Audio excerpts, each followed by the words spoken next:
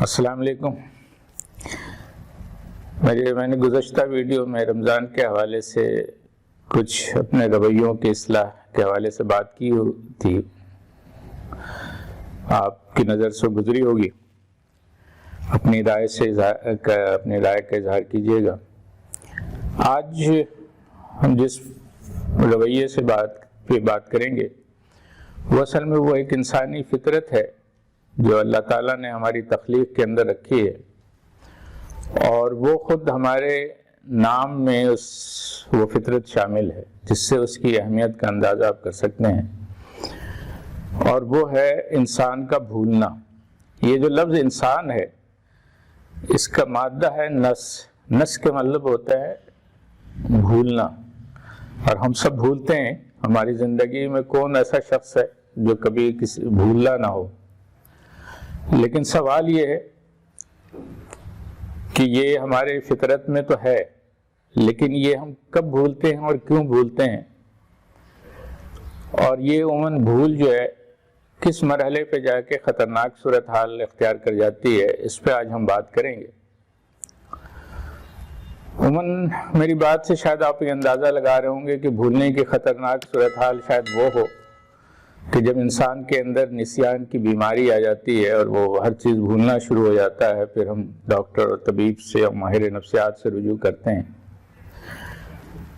میرا موضوع وہ نہیں ہے، وہ تو خیر انسانی کمزوری اور بیماری کے ساتھ اگر وہ نسیان کی کیفیت ہو جائے تو اس کے لیے ڈاکٹر اور طبیب کافی ہیں، لیکن ہم وہ روزمرہ زندگی میں جو ہماری بھولنے کی جو کیفیت ہے، وہ کیفیت کہاں اور کیوں ہے، اس پہ ہم بات کریں گے۔ اور اس میں سب سے پہلی بات یہ ہے کہ بھولنے کی وجہ جو ہے وہ انسان کی یہ ہوتی ہے کہ جب پہلی بنیادی وجہ یہ ہے کہ آپ کسی بھی کام کو، کسی بھی چیز کو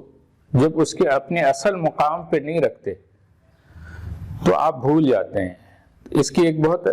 عام مثال یہ ہے کہ آپ اپنے گھر میں آپ اپنے سیل فون، اپنے رسٹ واچ یا دیگر چیزیں ایک مخصوص جگہ رکھتے ہوں گے، اور اگر وہ کسی بھی وجہ سے آپ وہ چیز اس جگہ نہ رکھیں تو پھر آپ کو ڈھونڈنی پڑتی ہے کہ میں نے وہ چیز کہاں رکھی۔ لیکن کوئی چیز اگر اپنی جگہ موجود ہو تو پھر اس کو ڈھونڈنا نہیں پڑتا، اس کے لیے تلاش اور اس کو بھولنے کے امکانات نہیں رہتے۔ لیکن جب کسی چیز کو ہم غلط جگہ پہ رکھتے ہیں تو وہیں ایک اور بھی چیز یہ ہوتی ہے کہ غلط رکھنے کی وجہ یہ ہو سکتی ہے کہ اس چیز کی وہ اہمیت ہماری زندگی میں نہیں ہے، ورنہ اہمیت اگر ہو تو ہم کبھی کسی غلط جگہ پہ کسی چیز کو نہ رکھیں۔ اور دوسری اہم وجہ یہ ہے کہ ہم عجلت میں اگر کبھی ہوتے ہیں، جلدی میں ہوتے ہیں، اور جلدی میں کیوں ہوتے ہیں؟ جلدی میں اس وجہ سے ہوتے ہیں کوئی دیگر معاملات ہماری زندگی میں زیادہ اہمیت اختیار کر جاتے ہیں، اور وہ چیز جس کو جس مقام پر جس جگہ پہ ہمیں رکھنی چاہیے وہ پھر ثانوی حیثیت اختیار کر جاتے ہیں، تو پھر یہ ہوتا ہے کہ اس کو ہم عجلت میں کہیں نہ کہیں ڈال دیتے ہیں اور پھر وہ بھول جاتے ہیں کہ وہ کیا ہے۔ اسی طرح بہت ساری کام کی باتیں بھی یہ ہیں کہ جب ہم اس کو اہمیت نہیں دیتے اور وہ مقام اور وہ حیثیت نہیں دیتے جو اس کو دی جانی چاہیے، تو پھر ہم اسے بھول جاتے ہیں۔ یہ تو ایک عمومی کیفیت ہے جو زندگی کے معاملات میں آتا ہے، اور یہ بھول جو ہے پھر اگر عمومی کیفیت سے بڑھ جائے تو پھر یہ ہم دیکھتے ہیں کہ یہ ہماری گھریلو زندگی میں بھی اثر انداز ہوتی ہیں۔ جب ہم اگر اپنے والدین کو وہ اہمیت نہ دیں جس کی وہ حیثیت رکھتے ہیں تو پھر ہم اپنے والدین کو، ان کے جو حقوق ہم پر ہیں، ان کو بھولنے لگتے ہیں۔ اسی طرح جو ہے وہ اہل و عیال ہیں، ہماری فیملی ہے، اگر اس کے مقابلے میں دیگر چیزیں اہمیت حاصل کر جائیں، ہمارے والدین ہماری فیملی کے مقابلے میں اگر باہر کی دنیا اور باہر کے دوست اور ان کی لذتیں اور ان کے حرص غالب آ جائیں تو پھر ہم ان کو بھولنے لگتے ہیں۔ تو اللہ تبارک و تعالیٰ نے یہاں بھی ہمیں کہا ہے کہ بھی تم ایک دوسرے سے فضل حاصل کرتے ہو، اور یہ جو انسان کے بھولنے کی بات، یہ جو فطرت میں اللہ نے رکھی ہے، یہ خود اللہ تبارک و تعالیٰ نے فرمایا کہ ہم نے ان الانسان کان عجولا، کہ انسان جو ہے عجلت باز واقع ہوا ہے، اور سورہ انبیاء میں یہ کہا گیا کہ انسان کی تخلیق ہی اس بنیاد پہ ہوئی ہے کہ وہ بھولنے والا ہے۔ تو یہ بھولنے کی کیفیت جو ہے، جب ہماری جو ہے اگر ہم عدم توازن ہماری زندگی میں شروع ہو جائے تو یہ معاشرے خاندانی مسئلے سے بڑھ کر کے پھر یہ معاشرتی مسئلے بننے لگ جاتے ہیں، اور پھر زندگی میں اسی طرح جو ایک دوسرے کے حقوق ہیں، جو چاہے وہ تجارتی اصول کی بنیاد پر ہوں، عدالتی اصول کی بنیاد پر ہوں، سیاسی اصول کی بنیاد پر ہوں، دینی اور مذہبی معاملات کے فقہی مسائل اور اس کے بنیاد پر ہوں، تو پھر یہی آتا ہے کہ اس کو کسی چیز کو اس کے مقام پر نہ رکھنے سے وہ چیز جو ہے وہ ثانوی حیثیت اختیار کر جاتی ہے، اور زندگی کے وہ معاشرتی مسائل ہمارے سامنے آتے ہیں جس کو